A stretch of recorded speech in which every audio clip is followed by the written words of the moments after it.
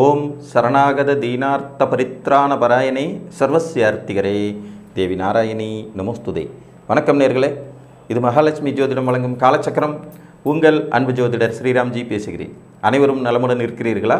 நன்றாகத்தான் இருப்பீர்கள், நன்றாக இருக்க வேண்டும். இன்றைய காணொளியில் நாம் காண இருப்பது நிச்சய வெற்றி தரும் 10ஆம் இடம். என்ன தலைப்பு? ஜோதிட சாஸ்திரத்தில் சில நுணுக்கமான விதிகளின் அடிப்படையில் ஒரு ஜாதகம் வலிமையானதா அப்படிங்கிறத கணிக்கிறதுக்கு நிறைய சூட்சுமங்கள் உண்டு. அதில் ஒன்று தான் இந்த 10ஆம் இடம்.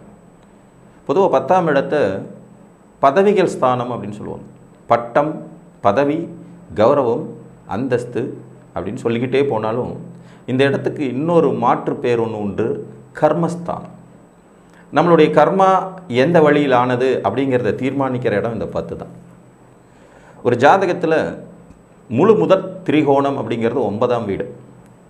அதுக்கப்புறம் முழு முதற் கேந்திரம் அப்படிங்கிறது 10ஆம் வீடு. திரிகோணங்கள் வலுத்த ஜாதகர்கள் அதிர்ஷ்டசாலிகளாக இருப்பாங்க. 1, 5, 9ஆம் இடத்து அதிபதிகள் வலுவாக இருக்கிறது. இவர்களில் யாரேனும் ஒருவர் ஆட்சி உச்சம் அடைஞ்சிருக்கிறது ஒருவனை பிறப்பிலேயே அதிர்ஷ்டசாலியாக மாற்றும். ஏன்னா ஜென்மம் என்பதும் பூர்வீகம் என்பதும் பாக்கியம் என்பதும் நாம் பண்ணுறதுக்கு ஒன்றும் இல்லை, அது இயற்கையாக வர்றது.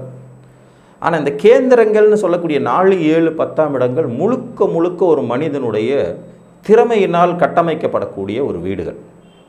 ஒருவருடைய டேலண்ட், தனித்திறமை, அவனுடைய கடும் உழைப்பு, முயற்சி, இவைகளை குறிக்கிற இடம். அந்த இடத்துல கர்மா உங்களுக்கு ஹெல்ப் பண்ணக்கூடிய வீடு தான் அந்த 10.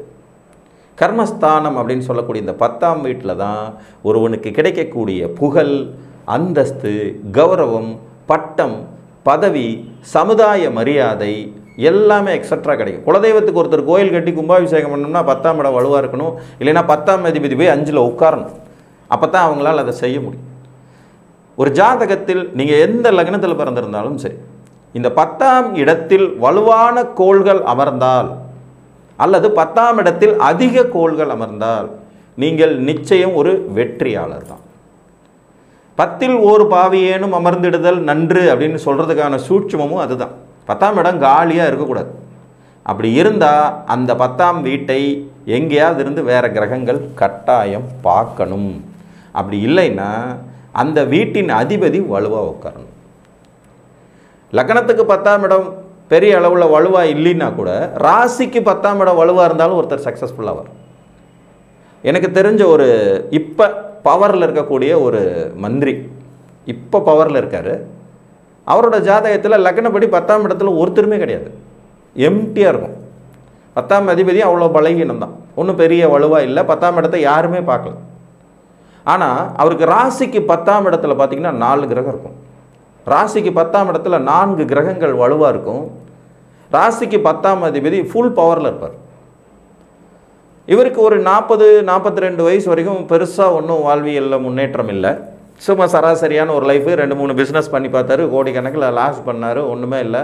அப்போ இருந்தே ஒரு கட்சியினுடைய அடிப்படை கொள்கைகளால் ஈர்க்கப்பட்டு அந்த கட்சி உறுப்பினராக இருந்தார். அப்படியே கொஞ்சம் கொஞ்சமாக அடுத்த கட்டம் செயலாளராகி பொருளாளராகி ஒரு மாதிரி நல்ல ஒரு உயரத்துக்கு வந்தார். இன்றைக்கி பவர்லேயே இருக்கார். அப்போ லக்னத்துக்கு 10ஆம் இடமோ ராசிக்கு 10ஆம் இடமோ வலிமையாக இருந்தால் பட்டமும் பதவியும் உங்களை தேடி சேர்ந்து விடும். இது ஒரு சூட்சுமம். 10ஆம் இடத்துல யார் வேணாலும் இருக்கலாம். இந்த 11ஆம் இடத்துல யாரும் இருந்தாலும் எந்த நெகட்டிவும் இல்லைன்னு சொல்கிறது எந்த அளவுக்கு உண்மையோ, ஏன்னா 11ஆம் இடம் லாபஸ்தானம், அதே மாதிரியான உண்மை 10ஆம் இடம். 10ஆம் இடத்தில் யார் இருந்தாலும் அந்த வீட்டின் அடிப்படையில் கெடுதல் அப்படிங்கிறது ஒன்றும் கிடையாது. யார் வேணாலும் இருக்கலாம். சார், சந்திரனுக்கும் சுக்கிரனுக்கும் 10ஆம் இடம் நிஷ்பலம் ஆச்சுங்களே அப்படின்லாம் கேட்காதீங்க. அது மாதிரிலாம் ஒன்றும் கிடையாது. இந்த திக்பலம் நிஷ்பலம் அப்படிங்கிறதெல்லாம் ரொம்ப மைனூட்டான டிஃப்ரென்ஸ் தான். ஒரு கிரகம் இழந்த வலுவை திரும்ப பெற்று இருக்கிறதாங்கிறதுக்கு திக்பலத்தை யூஸ் பண்ணிக்கலாங்கிறதுக்காக வலுவே இல்லாமல் போயிடுச்சு, அதுக்கு நேர் ஆப்போசிட் இடத்துல நிஷ்பலம் அப்படின்லாம் முடிவு பண்ணக்கூடாது. ஃபார் எக்ஸாம்பிள், இப்போ குரு பகவான் லக்னத்தில் திக்பலம், குரு பகவான் லக்னத்தில் திக்பலம், அப்போனா 7ஆம் இடத்துல அவர் நிஷ்பலம்னு எடுக்கணும் இல்லையா? சரி, ஓகே. இப்போ ஒரு மகர லக்ன ஜாதகத்துக்கு 7ஆம் இடத்துல குரு இருக்கார். இப்போ இங்கே குரு நிஷ்பலமா உச்சமா? கரெக்டாக யோசிச்சு பாருங்கள். ஸ்தானபலம் என்கின்ற மிகப்பெரிய வலிமையை அந்த இடத்துல அவர் அடைஞ்சிருப்பார். அப்போ போய் நீங்கள் அதில் 3வது நிலையில் இருக்கக்கூடிய திக்பலமாக நிஷ்பலமானெல்லாம் கணக்கில் எடுத்துக்கூடாது. ஒரு மகர லக்கணத்துக்கு 10ல் ஆட்சி பெற்றிருக்கிற சுக்கிரன் ஆட்சி மூல திரிகோணங்க வலுவத்தான் பெற்றிருப்பாரே ஒழிய அவர் அங்கே நிஷ்பலமாக இருக்கிறார் அப்படின்னு எடுக்கக்கூடாது. அதனால் 10ஆம் இடம் உங்களுக்கு ஒரு ஸ்பெஷல் கேட்டகரி தான். ஜோதிடத்தின் அரசன் அப்படின்னு சொல்லக்கூடிய ஜோதிடத்தின் தந்தையான சூரியனை கொண்டுட்டு போய் 10ல் பவராக உட்கார வச்சு திக்பலங்கிற வலிமையை கொடுத்ததனுடைய சூட்சுமமே இந்த 10ஆம் இடம் எந்த அளவுக்கு பதவி பட்டத்திற்கு பேர் போனது அப்படின்னு சொல்லலாம். ஒருத்தருக்கு கௌரவ பதவிகளாக இருந்தாலும் சரி, அல்லது உழைப்பினால் கிடைக்கக்கூடிய பதவிகளாக இருந்தாலும் சரி, மிகப்பெரிய ஒரு நிர்வாகத்தை கட்டி காப்பாற்றி கொண்டுட்டு போகக்கூடிய அந்த வலிமையான இடம்ங்கிறது 10 தான். 10ஆம் இடம் பார்த்தீங்கன்னா கிட்டத்தட்ட ஒரு தூண் மாதிரி. ஒன்றுக்கு மேற்பட்ட கிரகங்கள் அங்கே இருப்பது, குறைந்தபட்சம் 3 கிரகங்களாவது 10ஆம் இடத்துல இருக்க பிறந்தவன் நிச்சயமாக தனது முயற்சியினாலும் செய்கைகளாலும் செயல்களாலும் கடும் உழைப்பினாலும் உயரத்தை அடைந்தே தீர்வார். வெற்றிங்கிறது இவங்களுக்கு ரிசர்வ்டு. இதில் அந்த வீட்டில் அமர்ந்த கிரகங்களின் தசைகள் கரெக்டான வயதுகளில் பருவங்களில் உங்களுக்கு வந்துடுச்சுன்னா 100% வெற்றி இருக்கும். சிலருக்கு அன்ஃபார்ச்சுனேட்லி அந்த வீட்டில் உட்கார்க்கிற கிரகம் தசையே நடத்தாது. கிரகங்கள் இருக்கும் 10ல், வலுவான கிரகங்களாக இருக்கும். ஆனால் அவருடைய இளமை காலத்திலேயோ உழைக்கிற வயசுலையோ இந்த தசையே வராமல் போயிடும். இப்போ ஒரு உதாரணம் எடுத்துக்கலாம். ஒரு கும்பலக்கண ஜாதகம், 10ஆம் வீட்டில் செவ்வாய் இருக்கார், கூடவே சூரியனும் இருக்கார், கூடவே குருவும் இருக்கார். செவ்வாய் சூரியன் குரு இந்த மூவரும் 10ஆம் இடத்துல இவங்க ஜாதகத்தில் உட்கார்ந்துட்டுருக்காரு. கும்பலக்கணம் நல்ல பவர்ஃபுல்லான அமைப்புள்ள ஜாதகம் தான். பிறந்தது குருமகா திசையில், புனர்பூச நட்சத்திரம், மிதுன ராசி. குரு திசை ஒரு 12 வருஷம், சின்ன வயசுலேயே முடிஞ்சு போயிடுச்சு. இப்போ ஒரு கும்பலக்கணம் 10ஆம் இடத்துல பவர்ஃபுல்லாக 3 கிரகம் இருக்காங்க. ஆனால் பிறந்தது குருமகா திசையில். ஒரு 12 வயசுக்கு அப்புறம் 19 வருஷம் சனி திசை, 31 வயசு வரைக்கும் சனி, அதுக்கப்புறம் பார்த்தீங்கன்னா 17 வருஷம் புதன் திசை, 48 வயசு வரைக்கும் புதன், சரிங்களா? அதுக்கப்புறம் கேது திசை 7 வருஷம், 48 ஒரு 7 55 வயசு வரைக்கும் கேது, அதுக்கப்புறம் சுக்கர திசை 20 வருஷம், 75 வயசுக்கு சுக்கர திசை. இங்கே 10ல் வலுவான கோள்கள் 3 அமர்ந்து என்ன யூஸ்?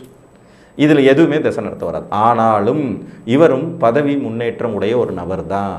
இதுதான் 10ஆம் இடத்துடைய ஒரு ஸ்பெஷல். மற்ற கோள்கள் வேலை செய்கிறதுக்கு தங்களுடைய தசாபுத்திகள் வரணும்னு எதிர்பார்த்து காத்துக்கிட்டு இருக்கும். ஆனால் 10ஆம் இடத்துல உட்காந்துட்டு இருக்கிற கோள்கள் மட்டும்தான் உங்களுக்கு பதவியையோ பட்டத்தையோ தனது தசையோ புத்தியோ வராத காலத்திலும் கூட மிகச்சிறந்த வெற்றி இல்லைனாலும் கூட சராசரியான வெற்றிகளை கொடுத்துரும். இப்போ இதே ஜாதகருக்கு அந்த 10ல் உட்கார்ந்துட்டு இருக்கிற சூரியன் செவ்வாய் குரு அந்த கேட்டகரியில் தசாபுத்திகள் நடந்ததுன்னா அவங்க லக்ன எதிரிகளாகவே இருக்கும் நிலையிலும் கூட ஜாதகரை உயர்நிலைக்கு கொன்று சென்று விட தயங்க மாட்டார்கள். இதுதான் சூட்சுமம். புரியுதுங்களா? இந்த 10ஆம் இடம் ஒரு விதிவிலக்கு. நிறைய விதிகளுக்கு விதிவிலக்குகள் உண்டு. நான் விதிகளை பற்றிய காணொளிகளையும் உங்களுக்கு கொடுத்துக்கிட்டே இருக்கேன். அதன் பிறகு விதிவிலக்குகள் பற்றிய காணொளிகளையும் சொல்கிறேன். எல்லாம் கலந்தது தான் ஜோதிடம். இந்த ஜோதிடம்ங்கிறது ஒரு மாபெரும் கடல். அதில் நாம் படிப்படியாக தான் போக முடியும். முன்னாடி ஒரு விதி சொன்னீங்களே சார், அப்போ இந்த விதிக்கு மாற்றாக இப்போ சொல்கிறீங்களே அப்படின்னு குழப்பமே அடைய வேண்டாம். ஒன்று விதி, இன்னொன்று விதிவிலக்கு. ஒரு விதிவிலக்கையும் சேர்த்து நீங்கள் புரிந்து கொள்ளும் போது தான் கட்டாயம் ஜோதிடத்தில் ஒரு புலமையும் தெளிவும் உங்களுக்கு கிடைக்கும். ஸோ நீங்கள் எந்த லக்னத்தில் பிறந்திருந்தாலும் சரி, ஒரு மினிமம் 3 கிரகம் 10ஆம் வீட்டில் உட்கார்ந்துருக்கா, உங்களுக்கு ஒரு பதவியும் பட்டமும் கட்டாயம் உண்டு. அதன் மூலம் பலனடையும் விதிகள் உண்டு. அதன் மூலம் உங்கள் விடாமுயற்சி வெளிப்படும். நிச்சயம் மத்திம வயதை எட்டி பிடிப்பதற்குள் ஒரு உயர்ந்த அந்தஸ்து, உறவுகளால் போற்றப்படும் நிலை, நான் எனது கர்மாவை சரியாகவே செய்து கொண்டிருக்கிறேன் என்று நிமிர்ந்த நடையும் நேர்கொண்ட பார்வையும் கொண்டவராக மாறுவீங்க. உலகம் என்ன வேணால் சொல்லிட்டியா, நான் என் வேலையை சரியாக செய்கிறேன், இனஃப், எனக்கு மற்றவங்களுடைய அபிப்பிராயத்தை பற்றி கவலையே இல்லை அப்படின்னு. இந்த மற்றவர்களின் அபிப்பிராயத்துக்காக கூனி குறுகி போகிற விதி 10ல் கிரகம் அதிகமாக இருக்கிறவங்களுக்கு கிடைக்காது. யார் என்ன சொன்னாலும் அதை பற்றி கவலைப்படாமல் முன்னோக்கி போய்கிட்டே இருப்பாங்க. அந்த முன்னேற்ற அதே மாதிரி இவர்கள் சுயம்புவாக இருப்பார்கள். இவங்களுக்கு இந்த சப்போர்ட்டிங் கேரக்டர்ஸ் எல்லாம் தேவையே இல்லை. என் பொண்ணு பிறந்த பிறகு தான் நான் ஜெயித்தேன், என் பொண்டாட்டி வந்த பிறகு தான் நான் கோடீஸ்வரனானே, இந்த மாதிரி டயலாக்லாம் உங்கள்கிட்ட வரவே வராது. இறைவனிடத்தில் சரணாகதி அடைவது கூட அளவோடு தான் இருக்கும். 10ஆம் இடம் அவ்வளோ ஒரு வில் பவர் கொடுக்கும். உங்களுடைய உடம்பில் முதுகெலும்பு மாதிரி 10 சென்டர் ஆஃப் அட்ராக்டிவ், உங்களை ஒரு அட்ராக்டிவ்லேயே வச்சுருக்கும். மற்றவர்களை கவர்ந்திழுக்கும் தன்மை கொண்டவராக, தன்னம்பிக்கை மிகுந்தவராக, பேச்சாற்றல் உடையவராக, செயல்திறன் மிக்கவராக, சொல்வதை செய்பவராக, செய்வதையே சொல்பவராக கொண்டு போகும். அதான் 10. 4 கிரகம் 5 கிரகம்லாம் 10ல் இருந்துருச்சுன்னா நீங்கள் ஒரு மன்னர் மாதிரி தான், கேட்கவே வேணாம், வேறு லெவலில் ஹிட் இருக்கும். அந்த 10ஆம் இடத்துடைய சென்டர் பாயிண்ட், அந்த நடுமைய பகுதியில் இந்த கிரகங்கள் அமைய பெற்றவர்கள் நிச்சயம் வாழ்வியலில் மிக உயரத்தை அடைந்தவர்களாக இருக்கிறார்கள். இதில் ஒரு பெரிய ப்ளஸ் பாயிண்ட் என்னென்னா, லக்கணப்படி 10ஆம் இடத்துல அவ்வளோ பவர்ஃபுல்லான கிரகங்கள் இல்லைனாலும் கூட ராசிக்கு 10ஆம் இடத்துல பவர்ஃபுல்லான கிரகம் இருப்பவர்களும் வெற்றி அடைவார்கள் என்பது தான் நிச்சய வெற்றியை தரக்கூடிய இந்த 10ஆம் இடத்தின் சூட்சுமம் என்று கூறி மீண்டும் ஒரு காணொளியில் உங்களை வந்து சந்திக்கும் வரை உங்களிடமிருந்து அன்புடன் விடைபெற்றுக் கொள்வது உங்கள் அன்பு ஜோதிடர் ஸ்ரீராம்ஜி. நன்றி, வணக்கம்.